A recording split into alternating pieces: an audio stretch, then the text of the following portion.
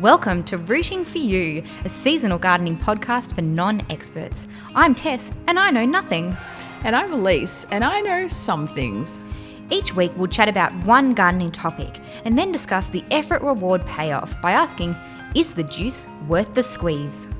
Just a heads up, there might be a bit of swearing in this episode. You've been warned. This episode is for all of the apartment dwellers, and frankly anyone who lives indoors, so all of us. I used to live in an apartment, Alyce has lived in an apartment. Living in a space with little or no outdoor space, or outdoor space for a garden, shouldn't preclude you from getting into the gardening game.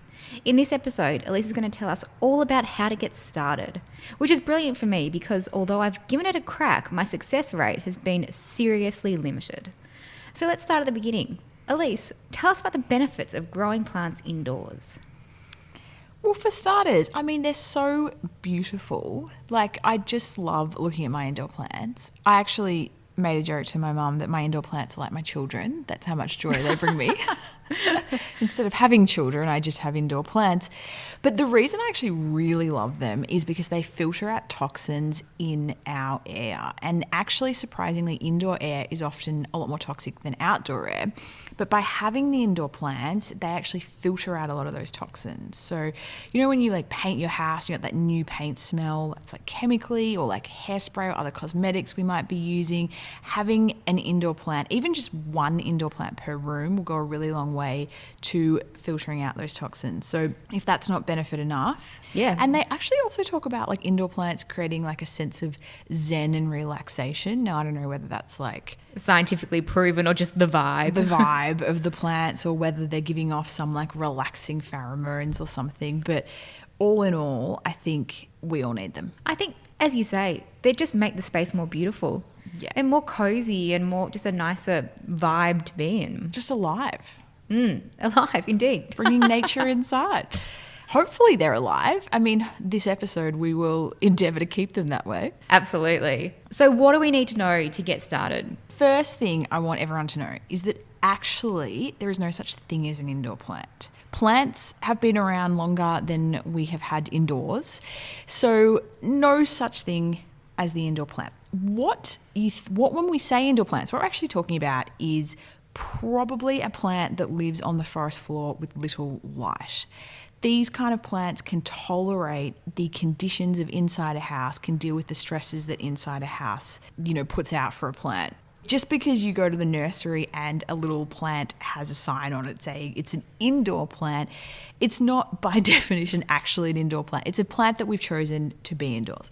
Now, or chosen can handle indoors. And the reason I say this is that it's really important that we think about our indoor environment when choosing those plants. And even though a plant might be suited for indoors, it might not be suited for your house, or it might be suited for your bathroom, but not your living room. It might be happy on the windowsill, or that might actually be too much sun for it. So we need to understand the conditions of the house. And even in the same room, a plant might be happy in one corner and not in another. The most important condition is the light. So if you think about a sunny windowsill, a plant that's going to thrive against that sunny windowsill is going to be very different to a plant you could have in a really low lit area. So firstly, think about where in your house you want the plant and look at how much sun. Is it getting direct sunlight? Is the sun literally shining in that glass window onto the plant? Or is it in a bright room but it's not receiving direct sunlight? Or is it in quite low light? When you have a plant that says that it needs sunlight, does that mean it needs direct sunlight or just a relatively sunny room, even if it's not direct sunlight? It will usually say, especially for an inverted commas indoor plant, it will usually say direct sunlight or it will say indirect sunlight. Okay, so watch out for that.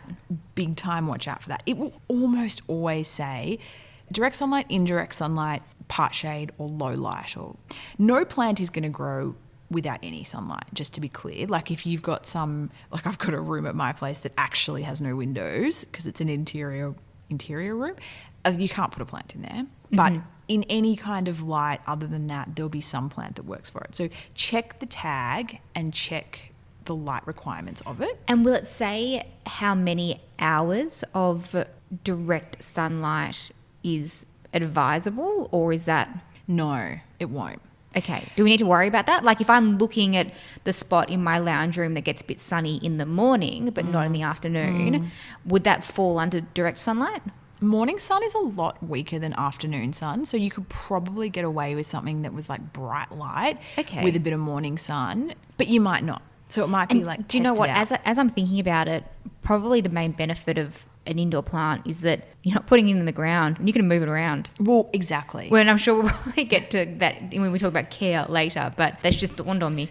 Yeah, exactly. That's the benefit of growing in pots. So most indoor plants actually don't want direct sunlight. There aren't that many. Forest floor dwellers. Exactly. We're going the forest floor dwellers that want the indirect light or the shade. So that's going to be actually, funnily enough, when we talk about outside, it's all about full sun. Every edible crop that we've talked about, other than the salad greens, they all want full sun, full sun. Interestingly, when we get into the house, actually a lot of them prefer the shade because, again, they're in a forest, they're covered with big trees and they're on the bottom, so they're not getting a lot of direct sun. The second thing that's most important when we're looking at the indoor plants and choosing our indoor plants is the humidity and the moisture and the temperature. Okay. So this one's a bit harder for us to understand when we're choosing. And I don't think you need to give this a huge amount of thought when you're purchasing the plant, but more so if your plant's unhappy at home, and as you correctly said, we can move it. Maybe it's because it's near the heating vent, or maybe it would be better in the bathroom because the bathroom has a lot more humidity than, say, in the foyer that's got the front door opening all the time. So we can move them around based on what they like.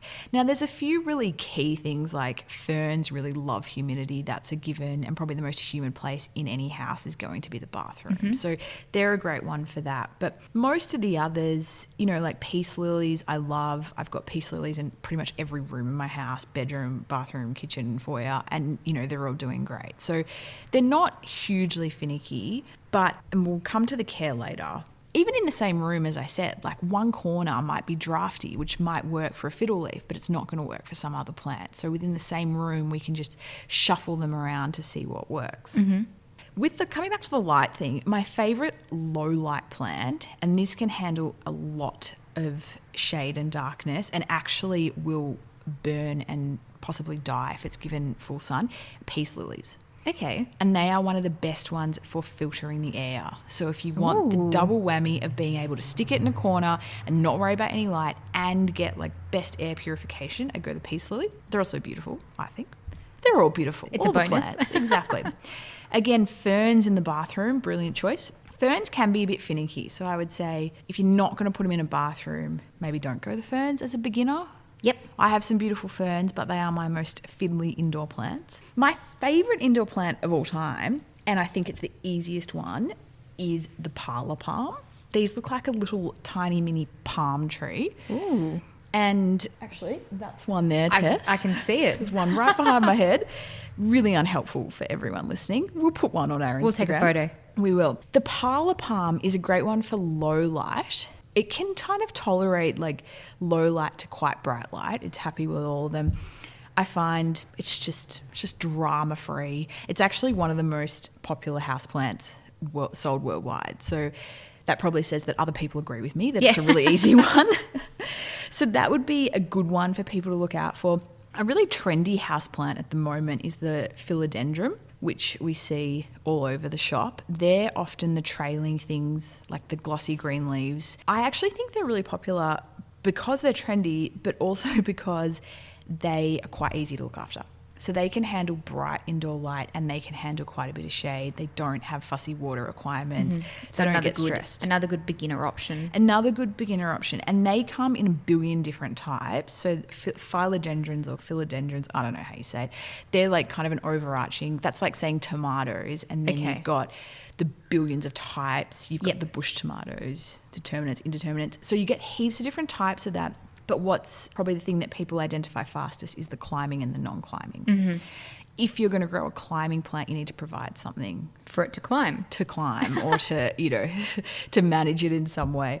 So they would be another really popular choice, I think, for beginner gardeners. What kind of things could they climb up? Well, often you buy like a totem pole thing. Okay. Or like I see nurseries do it with like a bit of wood, something like that. I actually have quite a few at home, and I don't train them up anything, but I have little hooks on my walls, and then as they grow, I just like hook them up and over. Actually, I'll take a photo and put it on Instagram. It does look very cool. I mean, because otherwise it would literally just be like on the floor. Yeah. Which is not a good look. I guess along a bookshelf as well. Yeah, exactly. The one thing I will say about choosing your indoor plants is some of them are toxic when ingested, which for you and I, Tess, is not a great problem. But for anyone that's got young little children people around or pets that might eat the plants, just look into that. It will almost always say on the little tag at the nursery, like toxic if ingested or something like that. So just something else to watch out for. Yeah, exactly. Check your light spot before buying your plant, but as we've said, we can move them around, so you can happily just buy a plant, pot it up, and then work out where in your house it's going to go. It's probably the way I do it. So that's light. What's next? So we've chosen our plants. Yes. Okay, we're cool with that. Now we need to pot them into something. And this is where I think people go wrong. Way worse than choosing the wrong plants. I think they actually choose the wrong pots. So let's talk pots. The thing with all plants is drainage is so important. We cannot have a plant's roots sitting in a pond. Okay, these are not water plants we're growing. These are regular plants. When you're in a garden outside, you can't really overwater because that water can naturally drain off. When we're watering a pot, that water actually can build up and stagnate, and it can actually rot the plant's roots. So we have to focus on drainage. There are two ways we can do indoor plants. Now, the first is a regular pot and the second is a self-watering pot. So let's talk about regular pots first. Okay. Now, when I say a regular pot, I'm talking about any kind of pretty ceramic pot or plastic pot you're going to get that's basically like a bucket effectively. Will it have a hole in the bottom? Yes. Well, good question. So it won't. Because if you've got a hole in the bottom, when you water it, it's going to piss out onto your house, right? I'd put it on a little stand or something. I wouldn't just be like watering onto my carpet. Well, if you... Oh, I'm glad. So if you have a hole with a pot with a hole in the bottom, you need to put it on a saucer. Yeah. Now, I think these are fraught with danger. Yes. Because I just think so often people overwater it, the saucer fills up, it spills everywhere, it makes a mess in your house. It's really hard to manage the saucer situation. If that works for you, great. I think it's difficult. Yeah, as beginners, let's go with a more foolproof option. If you've got a nice pot with a hole in it, stick it outside. Stick it on a balcony, just get it out of the house where you can water it and any kind of overflow is just going to flow away, right? That's what we want. So actually what you're mainly going to see for an indoor plant pot will be effectively it's a bucket. There's no way for the water to go. Now this is brilliant when it comes to keeping your carpet dry and your indoor plants. But the problem here is that if you plant the plant directly in that pot, when you water it, any excess water, which is going to be some, is going to sit at the bottom and the plant's roots are going to be sitting in that water and it's going to rot. So you can't do that. It's not an option. What you can do is plant the plant in like a plastic pot, like even the one it came in at the shops, and then sit that plastic pot inside your pretty pot. Okay. Then when you water it, it's going to drain out of the plastic pot and going to be collected in the pretty pot. That sounds good in theory, but actually what can happen then still is that the plant is still sitting in the water. Collecting in the ceramic pot. Exactly. So then what we have to do is raise up the plastic pot in the ceramic pot so that when we water it, any excess water runs to the bottom and the plant isn't sitting in it. Now, when I say raise up, a couple of ways you can do this. Get some rocks and just balance it in. I often use like plastic containers, like your old Chinese takeaway round little container. You get dips in at the deli. Yep. Turn one of those upside down and then sit the plastic pot on that. And that will create, 3 or 4 or 5 centimeters up. So when you water, it's not sitting in that water. So you do need some kind of floor in the pot. Okay. Does that make sense? Yeah. So that it's not, as you say, sitting in water rotting away. Exactly. Now, you can plant, I just said you can't, but I will explain to people how you can do this. You can plant in your pretty pot directly. Beginners don't do this. But the way you do it is you create a fake floor in the actual ceramic pot by filling it with rocks or pebbles. and then you plant on top of it. So the roots don't go down through the rocks and pebbles because there's nothing down there for them. So they'll stay up, but then as you water, it will sift through and collect around the rocks and not be sitting in the roots. When you're watering, whichever pot setup you go for, aren't you always going to have a bit of water at the bottom? You're always going to have a bit of water, definitely. And that's okay? That's okay. Okay. There's a bit of water that the plant will happily take up over the next few days, and then you're flooding the thing, you're drowning the plant. With the rock thing, I do that quite often, but the trick is you have to be careful not to overwater, because if you do overwater, because we've just got this bucket situation, the water will actually rise up and the plant will be drowning again. You have the same problem. You have the same problem. Mm-hmm. So you've got to be a very careful waterer. The other thing you can do, which you'll never have the plant sitting in water, but I think it's a bit more finicky as far as time is concerned, is you can have the plastic pot inside your pretty ceramic pot, and then every time you water it, you take it out of the ceramic pot, put it in your sink, put it in your laundry tub, put it on your balcony, put it outside, then you water it, and then you bring it back into its pot. And that way you can water it all day and all night, but that water's just going to run away. Mm-hmm. And then when you put it back in its ceramic pot, it won't have what's called wet feet. Okay. I have questions on watering and still questions on pots, but let's finish off on pots because I'm sure we're going to move on to care in a second. Yes. Once you have planted your plant in a whatever pot you've chosen, will you ever have to repot it because it gets too big? Like, can it grow out of it, or is it some varieties are fine for their life and some varieties you will at one stage need to repot it into something bigger? That's a really good question. If you're doing a good job as a houseplant parent, you will absolutely need to repot. I have probably 15 peace lilies at home, and I only purchased maybe 2 or 3 like 10 years ago, because they keep growing so big and then they get pot bound, and then you have to take them out and actually split them, because you can't just keep potting them bigger and bigger, or you'd have a pot the size of a kid's paddling pool. So then you split them, and then now you've got 2 plants, and then they grow and grow, and then they get too big for their pots, and then I have to split them again. So I actually found when I first got indoor plants, I never had to worry about this, because I obviously wasn't looking after them enough for them to thrive and actually outgrow their pots.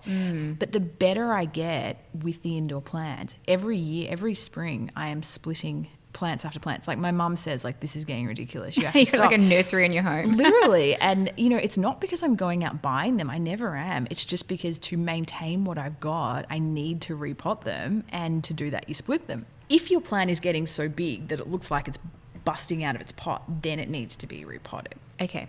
But having said that, something like a philodendron, it can go years without being repotted. Like, it's not the end of the world if it stays kind of in its small pot for a bit longer than it needs.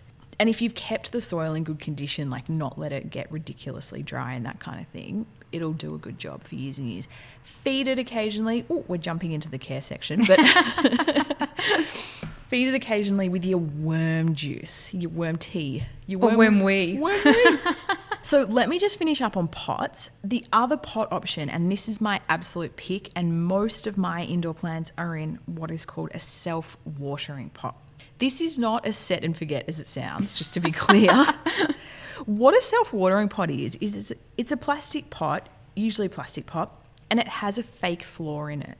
So the pot looks deeper than what it actually is. And what that fake floor does is it keeps the soil and the roots and everything else up higher and creates a reservoir in the bottom of the pot where excess water can flow down, collect, and then be taken up by the plant in the future. Like a wicking system. Have you heard of a wicking bed? No. Okay. The self-watering pots are very, very popular at the moment. You can get them at like markets. You've got heaps at your nurseries, your big trade supply stores. Basically, the telltale signs are they have a plastic insert inside them, a fake floor. Okay. The reason I love these is because you don't have the issue of wet feet, and you also don't need to manage any kind of saucer underneath them. You can just give them a nice water, it'll drain through to the bottom.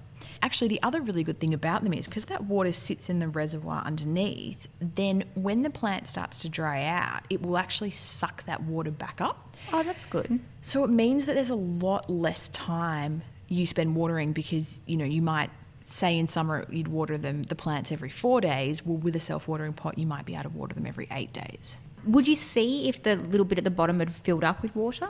Yeah, so a lot of them have a gauge on the side that might show you how full it is. Or what they have is a little hole on the side, and what I often do is just stick my finger in and you can just feel if there's water in that reservoir. Here's another caveat though, is when you've got that hole in the side, if you overwater, like if you water the crap out of that plant, the water's actually going to start pissing out that hole in the side. Then you got a wet carpet. And then you got a wet carpet. So you still can get yourself into a bit of trouble with the old self-watering pots. Some self-watering pots have a design where they don't have that hole in the side and there's no way for the water to escape. This is good in the sense that you will never wet your carpet, but it's bad because if you're too liberal with the watering can, you can again fill up the pot and you get wet feet. And you're I love the wet feet term, by the way. It's very effective. So self-watering pots are more expensive than just like a plastic bucket type pot, but I think they are a lot better for the plants, which means that the plants are a lot more likely to survive, especially if you're a beginner. I think they're worth the investment, and you have them literally forever as well.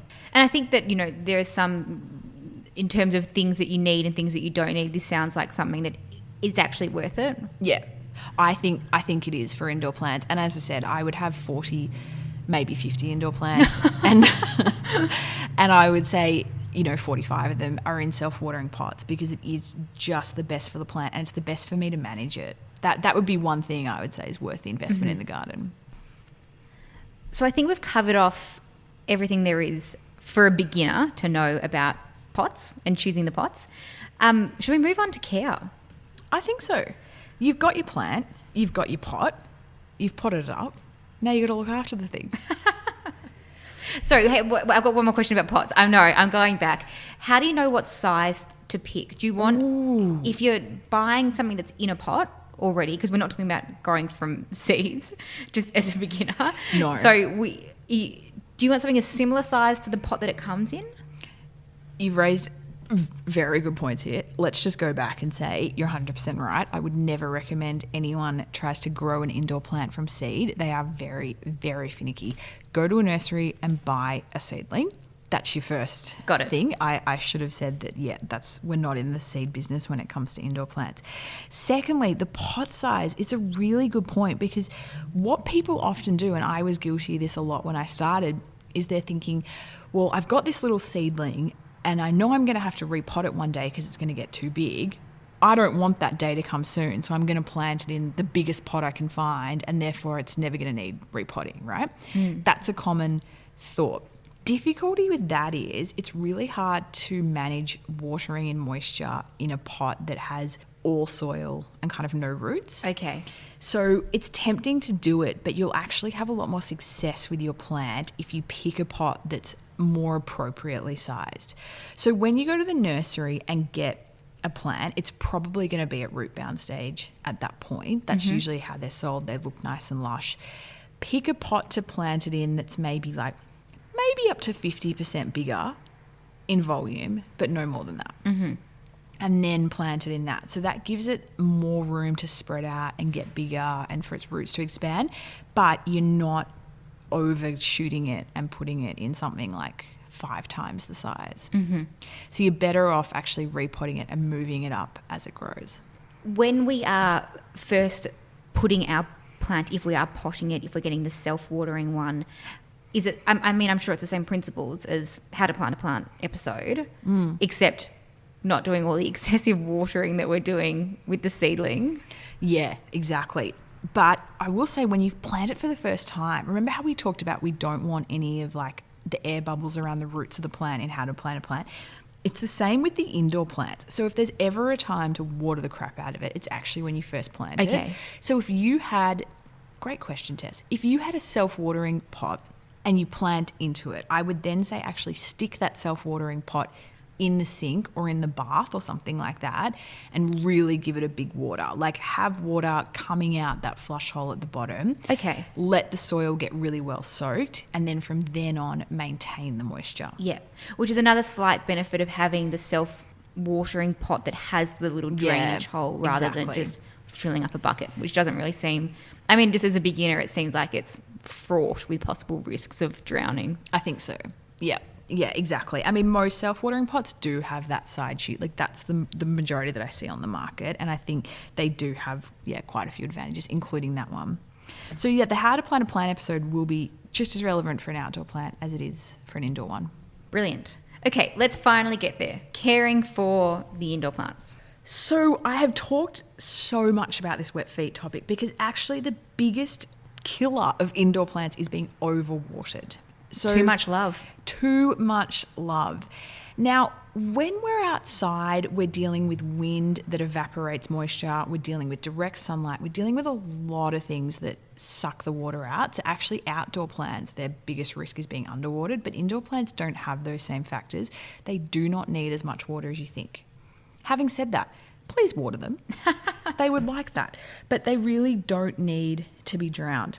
A really common thing people ask me about indoor plants is I've got these little black bugs flying around from my soil. These are called fungus gnats. And Ooh. these are, they're totally harmless, but they're just annoying. But the reason I bring them up is they're actually a sign that you're overwatering. So this is another reason why I know people are overwatering their houseplants, because you shouldn't have fungus gnats. Okay. So if you have any kind of bugs living in your soil inside, too wet, dry that thing out. You want the plant to dry out a bit before you water it. Okay. Like I don't want it being like sand. A desert. Exactly. But, let it dry out and then water it. Often indoor plants, some of them, not all, but like a peace lily will actually tell you when it's dehydrated because the leaves will start to wilt. Okay. So preferably don't leave it that long, but once you see that sign, then give it a water. And signs before that, just looking at the soil, or do you want to stick a finger in there? Stick a finger in. Okay. Yeah. Stick a finger in, and if you've got a self-watering pot, you stick your finger in the side and it's totally dry, then you might have a couple more days because the soil itself might still be moist. Mm-hmm. But yeah, stick a finger in if it feels dry, give it a water.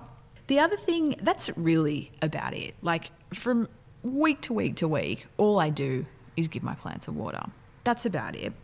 But there are a couple of other little things. Plants breathe through their leaves. And when they're outside, their leaves are constantly being cleaned by rain. Inside, they don't have that.